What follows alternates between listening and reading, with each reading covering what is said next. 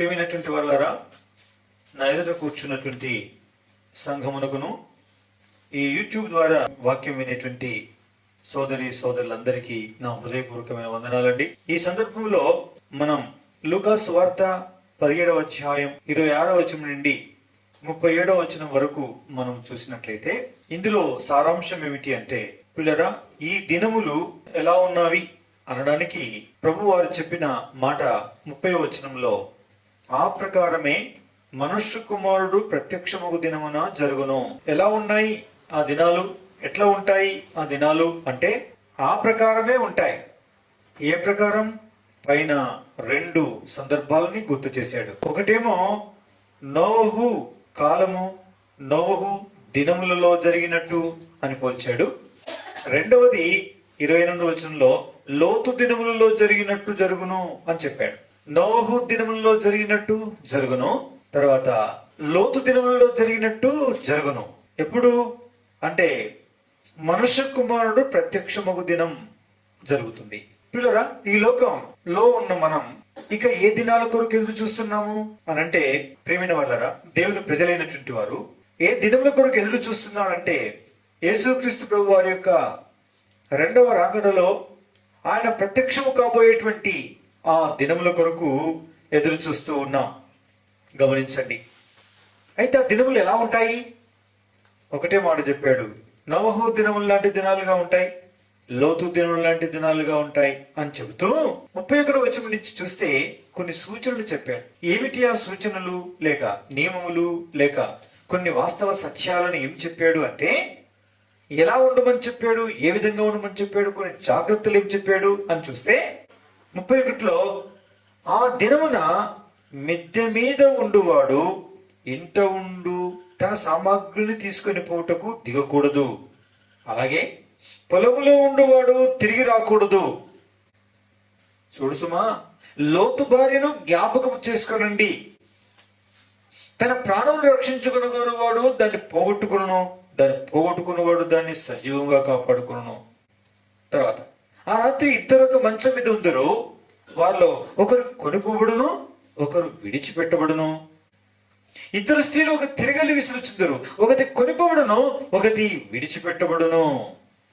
నేను గమనించండి, ఇక్కడ కొన్ని వాస్తవమైనటువంటి సత్యములను, జరగబోయేటువంటి మరి సంగతుల్ని కొన్నిటి ప్రభు వివరించాడు ఇక్కడ. గమనించండి, ఇది మనకు అర్థం కాని విధానంలో ఉండడం చూడగలం. దినములు అంటే మనకు అర్థమైంది, తినచ్చు, త్రాగుచు, ఇండ్లు కట్టచ్చు, పెండ్లి కియ్యబడుచు, పెండ్లి చేసుకొనొచ్చు, త్రాగుచు, తినచ్చు, గడిపే దినములలో ఉన్నట్టే నోవహు దినములు అలాంటివే, లోతు దినములు అలాంటివే. ఈ దినములు చూస్తే ఇంకా సవిస్తారం అయిపోయింది. భయంకరమైనటువంటి విచ్చలవిడితనం ఎక్కువైపోయింది. పిల్లరా, ఆ ప్రకారంగా పాపం పెచ్చి పెరిగిపోయినటువంటి ఈ దినములే ఆ మనుష్య కుమారుడు ప్రత్యక్షముగు దినములుగా మనకు అర్థమవుతుంది. ఇవి మనకు తెలిసిన విషయాలు. సరే, మరి ఇప్పుడు ప్రభువు ఏమి జాగ్రత్తలు చెప్తున్నాడు? 31వ వచనంలో, జాగ్రత్త సుమా, కరోనా వస్తుంది, కరోనా వచ్చేసింది, జాగ్రత్త, మూతికి మాస్క్ కట్టుకోండి, దూరాన్ని పాటించండి, వేడివేడిగా తినండి, వేడివేడి తాగండి, ఘాటుగా ఉండే వాటిని త్రాగండి, మసాలకు సంబంధించినవి ఎక్కువ వాడుకోండి అని కోవిడ్-19 ఎదుర్కోవడం కొరకై కొన్ని సూచనలు వైద్యాధికారులు, వైద్యులు, ప్రపంచ ఆరోగ్య సంస్థ వారు, విశ్లేషకులు విశ్లేషించి చెప్తూ ఉన్న జాగ్రత్తలు పాటిస్తూ వచ్చాం కదా. అట్టయితే మీరు కాపాడబడతారు సుమా అని చెప్పారు. అందుకే వీటిని పాటిస్తూ ఉన్నాం. అలాగే ప్రభువు అన్నాడు, నేను ప్రత్యక్షమగు దినాన మీరు జాగ్రత్తగా ఉండాలి. నెంబర్ 1, ఆ దినమున మిద్దె మీద ఉండువాడు ఇంట ఉండు తన సామాగ్రిని తీసుకుని పోటుకు దిగకూడదు. ఇదేంటండి? అవగని అప్పుడు పడుకుందురు అంటాడు, అప్పుడే తిరగలి విసురువాడు అంటాడు.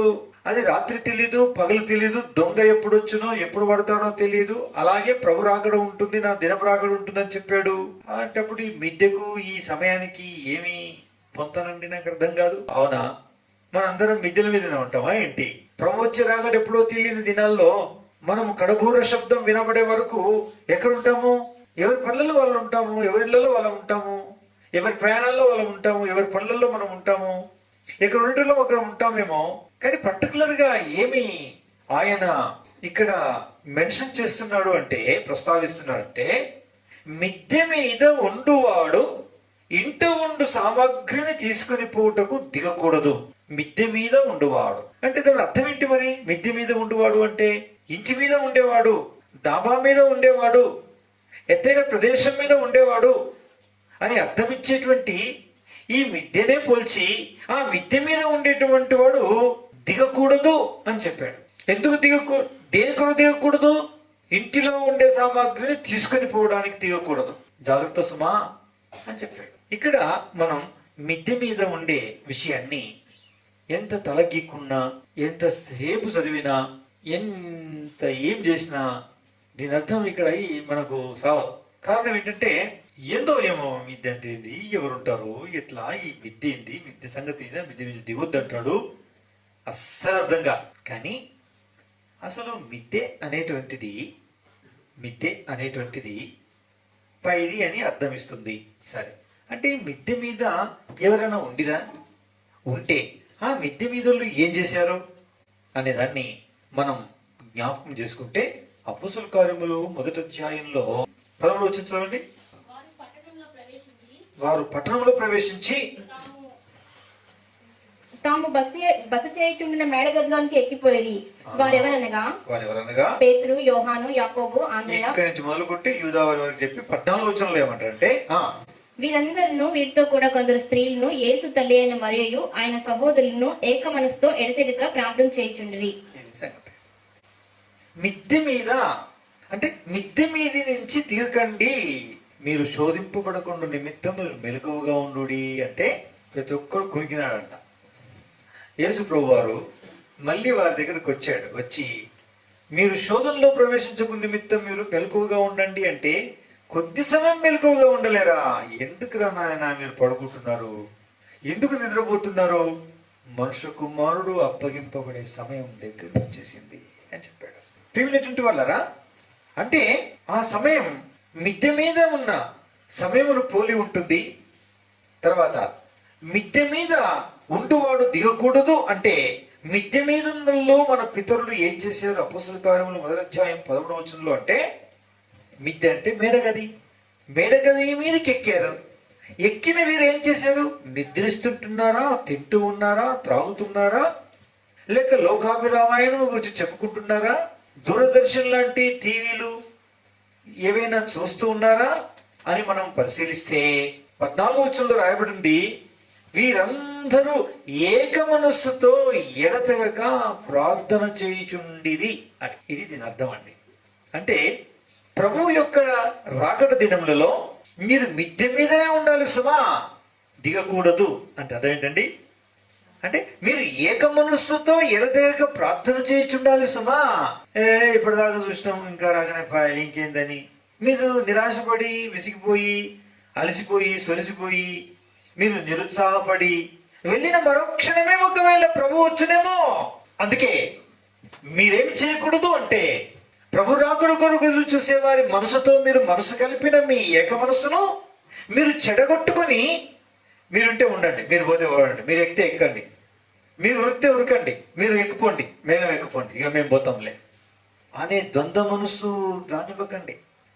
ప్రభు కొరకు ఎదురు చూసే ఆ ఒక్క మనసుతో ఏకీభవించి ఎదురు చూస్తున్న మీరు విడిచిపెట్టి వెళ్ళి ఇట్టి ఏక మనసులోనికి నుంచి దిగి వెళ్ళకండి కిందికి. అమ్మో, ఆ ఏక మనసుతోటే ఉండండి అని అర్థం.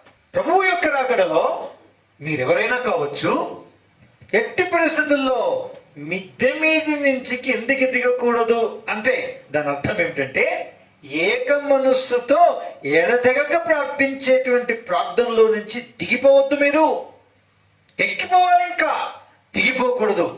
ఏక మనస్సులో దిగిపోకూడదు, ఎడతెగక ప్రార్థించే ప్రార్థనలో దిగిపోకూడదు. ఎదురు చూసేటువంటి ఈ యొక్క మనసు కలిగిన వారి దగ్గర నుంచి దిగి మీరు తక్కువైపోకూడదు, దిగిపోకూడదు. జాగ్రత్త సుమా, ప్రభు వచ్చునేమో. ఇదే పని అయింది. ఎవరు 10 మంది కన్యకలు వెళ్ళారు ఎదుర్కోవడానికి పెళ్లి కుమారుణ్ణి. సిద్ధిల్లోనే లేదని సావుకారు దగ్గరికి వెళ్ళి కొనుక్కొని వచ్చేసరికి మనిషి కుమారుడు వచ్చేసాడు. సిద్ధంలో నూనె వారు డ్యూటీలు వెలుగుతూ ఉన్నాయి. వెలిగే డ్యూటీలు కలిగినటువంటి కన్యకలైన 5 మంది లోపల చేర్చుకున్నాడు, తప్పు వేశాడు. పిల్లరా, ఇంకా 5 మళ్ళీ వచ్చి తలుపు తడితే అక్రమం చేయవాళ్ళారా, ఒక మాట చెప్పంటే సిద్ధంగా లేని వారులారా, ఎదురు చూడకుండా ఎదురు చూస్తున్న వారి మనసుతో కలిసినంతసేపు కలిసి ఉండి ఏక మనసుతో ఉండకుండా దిగిపోయిన మనసు గల వారులారా, ప్రార్థన చేస్తూ ఉండి ఇప్పుడే మీరు ప్రార్థనలో నుంచి దిగి వెళ్ళిపోయినా, నిరుత్సాహపడిన, నిరాశపడిపోయినా, సిద్ధముగా లేనటువంటి వారులారా, తలుపు తీయబడదు, నా యుద్ధం నుండి తొలగిపోండి అని చెప్పాడు. అంతే, ఇంకా వెలుపలే ఉన్నారు వాళ్ళు. నా ప్రియ సోదరులారా, దీని అర్థం ఏమిటి అంటే మిద్దె మీద ఉండువాడు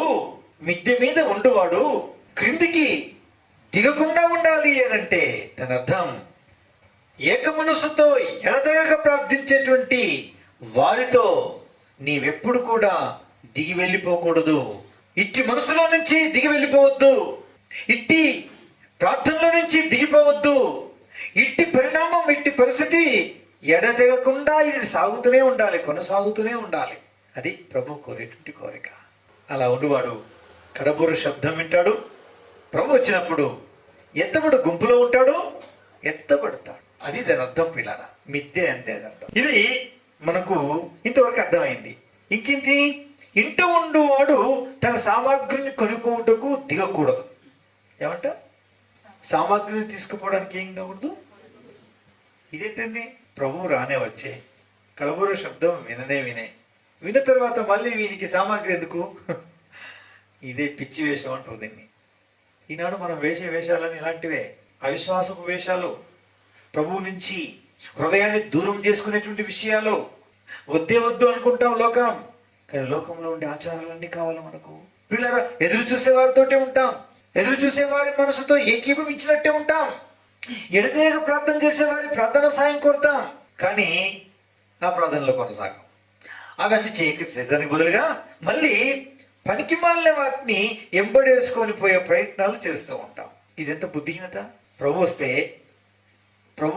వచ్చినప్పుడు ఆయన చూస్తే ఆయన ఉన్నట్టే మనం ఉంటాము, అలా మారుతాము. రెప్పపాటున తెలిసి మహిమా శరీరాన్ని దాల్చి ఆయన మనల్ని మేఘాల మీద తీసుకుని వెళ్తే ఉన్నపాటున రెప్పపాటున మార్పు చెంది ఆ పైనుంచి వచ్చేటువంటి గుడారమును మనము ధరించి ఈ ఆత్మకు తొడిగిన ఈ పాత గుడారం అనే శరీరం ఇక్కడనే వదిలిపెట్టి మహిమా శరీరముతో వెళ్ళిపోతాము అన్న సంగతి తిరిగిన మనకు సామాగ్రి ఎందుకండి?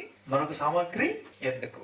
సామాగ్రి అంటే నా ప్రియమైనటువంటి వాళ్ళరా, ఈ దేహానికి ఉపయోగపడేవి, అంటే ఈ లోకంలో ఉన్నంతసేపు ఉపయోగపడేటువంటిది మన ఇంట సామాగ్రి. మనం వెళ్ళిన తర్వాత, దేవుని సన్నిధికి వెళ్ళిపోయిన తర్వాత అక్కడ ఉపయోగపడడానికి ఇక్కడ ఏం తీసుకోవాల్సిన అవసరం లేదు. అంటే అదేంటి, వాటి మీద మనసు మనకు ఉండొద్దు అని దాని అర్థం. అందుకే లోతు భార్యను జ్ఞాపకం చేసుకోండి అని చెప్పాడు. అదొక శీర్షిక, చక్కగా దాన్ని వర్ణించి చక్కగా మనం ధ్యానిస్తే, అంటే దాని అర్థం ఏంటంటే మన మనస్సు ప్రభు యొక్క రాకడ నిమిత్తం ఆయన నిర్దేశించిన దాని వైపు ఉండాలి. కానీ ఇప్పటిదాకా మనం వాడుకున్నటువంటివి ఏవైతే ఉన్నాయో, వేటితో మనం కలిసిపోయామో వాటితో మనం ఉండొద్దు అని దాని అర్థం. వాటితో మన హృదయం ఉండొద్దు అని దాని అర్థం.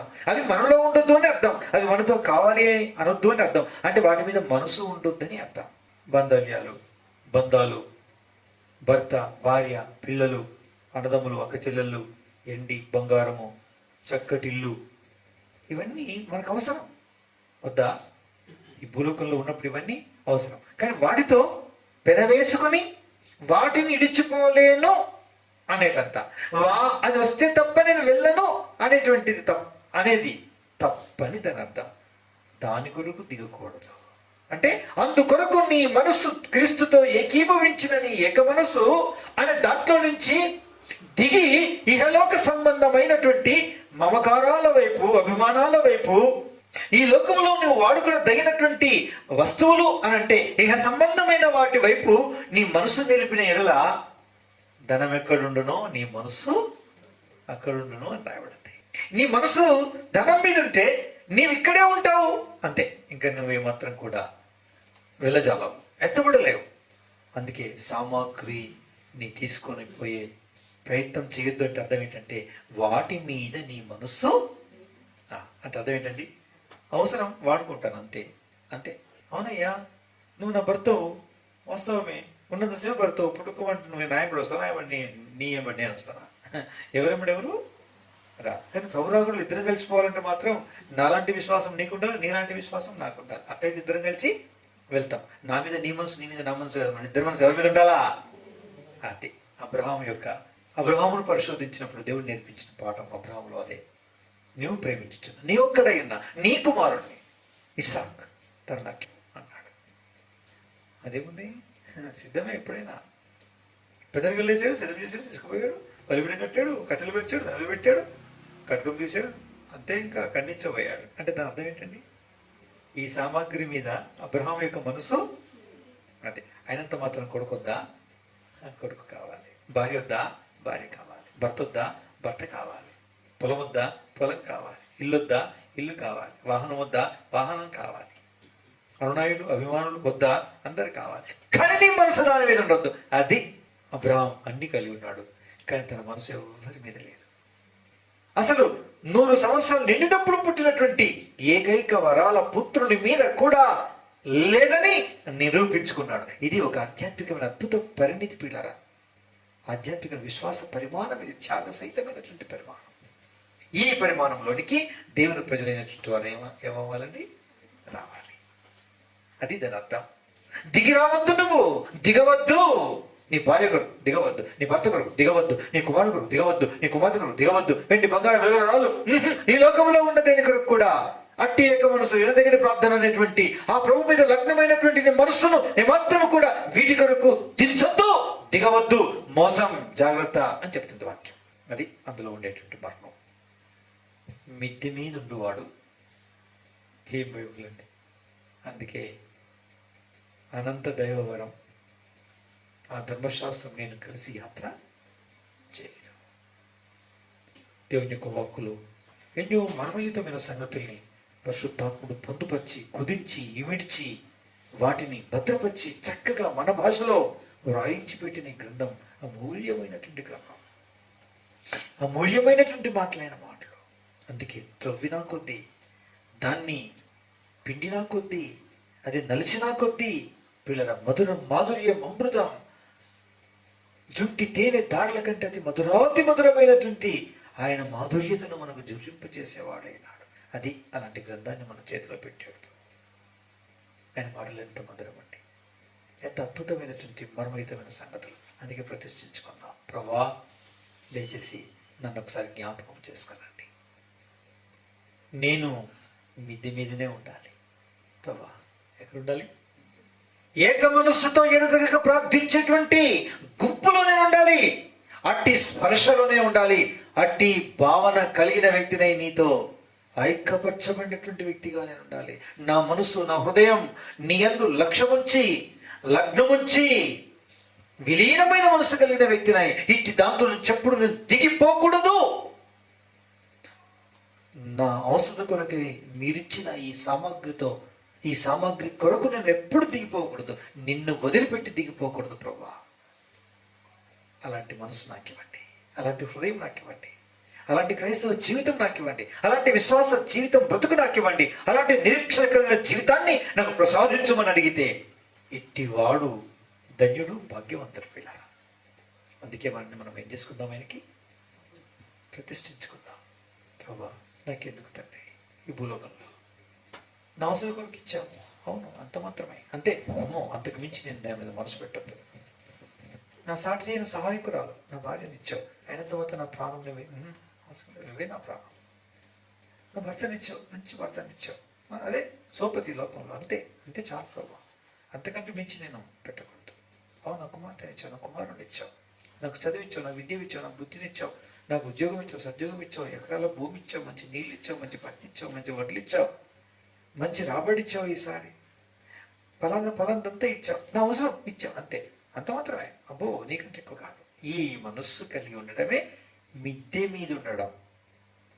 దిగి ఏమాత్రం వెళ్ళకపోవడం అర్థం ఏంటంటే వీటి మీదికి మన దృష్టి మళ్లించకుండా అబ్రహాము తన ప్రియమైన కుమారుడు ఏకైక కుమారుడైన తన కావాలి కానీ తన మీద మనసు లేదు. ఇది ఈ యొక్క జీవితాన్ని ఇలాంటి హృదయాన్ని కలిగి ఉండాలి. ఇది మనకు అవసరం. దీనికి అవసరం అని ప్రభు చెప్తున్నాడు. నేను వస్తాను కదా, నేను ప్రత్యక్షమవుతాను కదా, ఆ దినాన మీరు ఎట్లుండాలి? మిద్దె మీదనే ఉండాలి, దిగిపోకూడదు దేంట్లో కూడా. సామాగ్రి కొరకు అస్సలు దేని కొరకు దిగొద్దు. ఇది ప్రభు చెప్పిన సారాంశం. అందుకే ఇటు దాని కొరకు మనం ఏం చేసుకోవాలి? ప్రతిష్ఠించుకొని ప్రార్థన చేసుకోవాలి. దేవుడు మనం దీవించి ఆశీర్వదిస్తాడు. అదేనని ఇంకొకరు చూసేసి మనం ప్రార్థనలోకి వెళ్తాం. అలాగే పొలములో ఉండేవాడు తిరిగి రాకూడదు. పొలంలో ఉన్నవాడు ఏమండి? తిరిగి ఏం చేయకూడదు? రాకూడదు. అంటే దీని అర్థం ఏంటండి? భలే ఉండేది. పొలంలో ఉన్నవాడు, అందరికి పొలాలున్నాయా?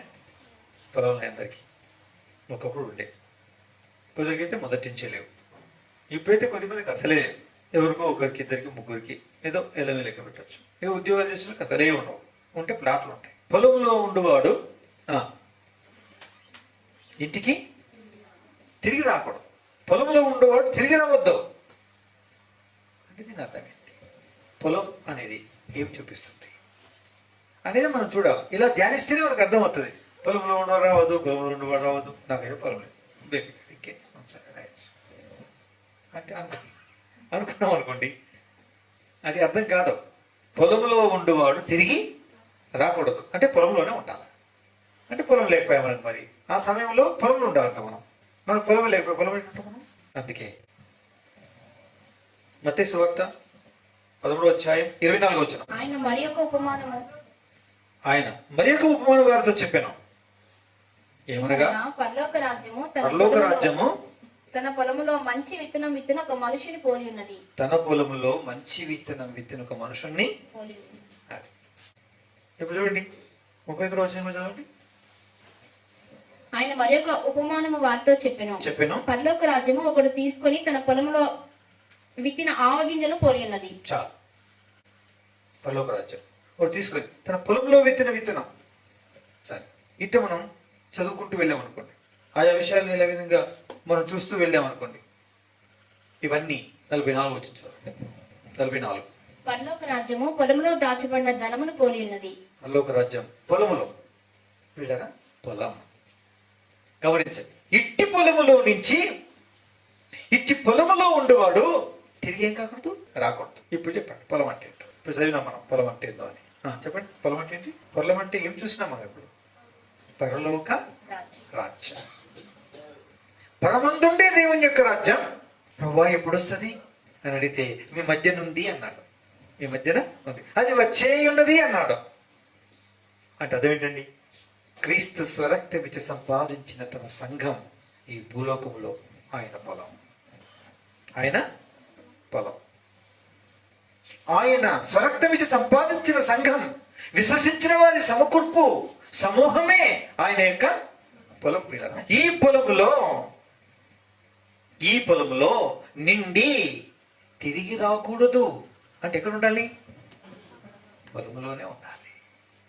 ప్రభువు యొక్క రాకడలో ఎక్కడ ఉండాలి అంటే పొలములోనే ఉండాలి. అంటే దేవుని రాజ్యములోనే ఉండాలి. ఇదిగో మీ మధ్యలో ఉంది, అది వచ్చేయున్నది, మీరు అందులోనే ఉన్నారు అన్నాడు ప్రభు. నా మాటలు విని నా మాట గైకొనువాడు, నా రక్తము చేత కడగబడి పవిత్రపరచబడినవాడు, నన్ను తిని త్రాగుతున్నవాడు, నా శరీరంలో తిని రక్తము త్రాగుతున్నటువంటి వాడు, నాతో ఉన్నటువంటి వారు మీరు ఈ మధ్యన పరలోక రాజ్యం ఉంది. దేవుని యొక్క సంఘం ఆయన యొక్క రాజ్యం పిల్లారా, ఆయన సంఘం పిల్లారా, అందులో నుంచి ఎట్టి పరిస్థితుల్లో తిరిగి రాకూడదు అంటే అదేంటండి? సంఘం సహవాసాన్ని చూపిస్తుంది. సంఘం ఏం చూపిస్తుంది? సహవాసాన్ని చూపిస్తుంది. ఒకవేళ ఇస్సాకును అడిగినాం అనుకోండి, అవయ్యా ఇస్సాకు గారు అసలు పొలం అంటే ఏంటండి, మాకు అర్థం కావట్లేదు అని అంటే ఆయన అంటాడు, ఆదికాండము 24వ అధ్యాయం 62వ వచనం 63వ వచనం చదవండి. ఇస్సాకు బెహెర్ లహాయి రోయి మార్గమున వచ్చి దక్షిణ దేశమందు కాపురముండెను. ఉమ్. సాయంకాలమున ఇస్సాకు పొలంలో ధ్యానింప బయలు వెళ్లి కన్నులెత్తి చూచినప్పుడు ఒంటెలు వచ్చుచుండెను. సాయంకాలమున ఇస్సాకు పొలములో ధ్యానించ వెళ్ళాడు. అప్పుడు ఒంటెలొచ్చుటను చూశాడు కన్నులెత్తి.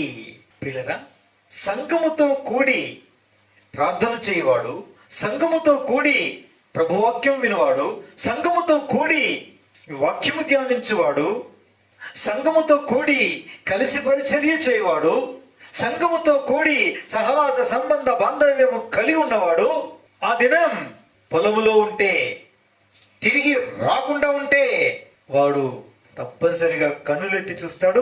కన్నులెత్తి చూసిన వానికి వంటలు తప్పనిసరి కనిపిస్తాయి. వంటల మీద తేబడుతున్నటువంటి సంఘానికి గుర్తైనటువంటి రిబుకమ్మ తప్పనిసరి కనిపిస్తుంది. అంటే ఒక మర్మము మీకు చెప్పాలనుకుంటున్నాను అని అపోస్తలుడైన పౌలు అన్నాడు. శరీరముతో ఉన్న మనము ఎత్తబడము, కానీ ముందు క్రీస్తులో మృతులందిన మృతులు ముందు లేదురు, ఆ తర్వాత మనము లేస్తాం. నా ప్రియమైనటువంటి వల్లరా, దేవుని యొక్క రాజ్యముతో, దేవుడు సకల పరివారముతో ప్రభువు పరమందు నుంచి దిగివచ్చుటను మనము కన్నులారా చూస్తామండి. కన్నులెత్తి చూస్తాము, కన్నులారా చూస్తాం. అందుకే పొలం అనే సంఘములో నుంచి తిరిగి ఏం కాకూడదు, రాకూడదు. ఆ సంఘముతో సంబంధ బాంధవ్యాన్ని కలిగి ఉండాలి. అందుకే దేవుని ప్రజలైనటువంటి వారు క్రీస్తు స్వరక్తం నుంచి సంపాదించిన సంఘం అనేటువంటి మందిరాన్ని, సంఘమును ఏం చేస్తారండి? అనుభవించిన వారు ప్రేమిస్తారు. ఈ మధ్యనే ఒక బోధకుడు తన యొక్క అనుభవాన్ని చెప్పాడు. పెద్ద బోధకుడు ఆయన ఎయిర్పోర్ట్లో ఏరోప్లేన్ దిగినాడు, ప్రీచర్గా వచ్చాడు. వారు ఇచ్చినటువంటి గెస్ట్ రూమ్ లో ఉన్నాడు. వారు ఇచ్చిన ఆతిథ్యాన్ని పుచ్చుకున్నాడు. సడన్ గా ఒక సిస్టర్ కనిపించి ప్రైజ్ లాడండి అన్నగారు అని చెప్పారు. ప్రైజ్ లాడండి సిస్టర్ చెప్తే, అవని మీరు ఇంత క్రితం అక్కడ కనిపించారు కదా అన్న, ఇప్పుడు ఇంతకుముందు వచ్చినట్టున్నారు కదా. అవును వచ్చాను. అవునా, అవునండి, అదే నేను మిమ్మల్ని చూశాను అక్కడ అని. ఆ తర్వాత కొద్దిసేపు అయిపోయింది. ఆయన బయటకు లోపలికి వస్తూ ఉంటే ఆమె తన యొక్క చీరను తీసి బొడ్లో చెక్కుకొని ఒక చీపురు గట్ట పట్టుకొని ఆ నీళ్లు పోసుకుంటూ ఆ బాత్రూమ్లు, లెట్రిన్లు కడుగుతూ ఉంటే అక్కడ ఉండే సేవకురాల్ని అడిగాడట. ఇంతకుముందు ఈమె నాకు ప్రజలు చెప్పింది, ఏ రోజు నాకు సూచన అన్నది, ఈమె ఎవరమ్మా, ఏంటమ్మా ఈమె సంగతి అని అడిగిందట. అడిగితే ఆమె చెప్పిందంట సేవకురాలు, బ్రదర్ ఆమె ఏమనుకుంటున్నారు అన్నారు. ఏమో నాకు తెలియదమ్మా, అందుకే అడుగుతున్నాను ఏమనంటే, ఆమె పైలట్, అంటే విమానాన్ని ఏం చేస్తుంది, నడిపిస్తుంది. పైలట్ అండి ఆమె అంట. పైలటా? వీరిపోయాడు. ఆమె ఫ్లైట్లోనే వచ్చాడు, ఆమెతోటే దిగినాడు, ఆయన మార్గంలో ఆయన వచ్చాడు, ఆయన మార్గంలో ఆమె వచ్చింది. ఆమె మందిరానికి వచ్చి సేవకురాలకు ప్రజలు చెప్పి తన సామగ్రి ఏంటంటే అక్కడ పక్కన పెట్టి చెంగులు చెక్కి చీపురు బట్టి లెట్రిన్లు కడుగుతుంది. దిమ్మ తిరిగిందంట. ఎవరిదో? బోధకుడు. నేను బోధించే ద్వారా ఎవడు కదులుతాడో లేదో కానీ ఈమె తగ్గింపు, ఈమె పరివర్తన, ఈమె ప్రవర్తనను బట్టి మాత్రం నా గుండె కదిలిపోయింది అని చెప్పాడు. నా ప్రేమైనటువంటి వాళ్ళ సంఘముతో సంబంధం, దేవుని మందిరముతో సంబంధం. నన్ను గణపరచువాన్ని నేను గణపరుస్తాను.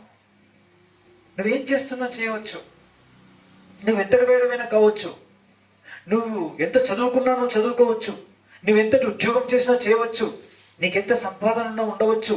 నీ సమర్పణ, నీ త్యాగం అనే సంగతులని పక్కకు పెడితే నా ప్రియమైనటువంటి వాళ్ళరా, పొలముతో నీకుండే సంబంధం, దేవుని మంత్రముతో నీకుండే సంబంధం, ఆ పొలములో ఉండి దేవునితో ఉండే సంబంధం, ఆ సంఘముతో ఉండి దేవుడితో చేసే సహవాసం, నీ సంగతి ఎంత?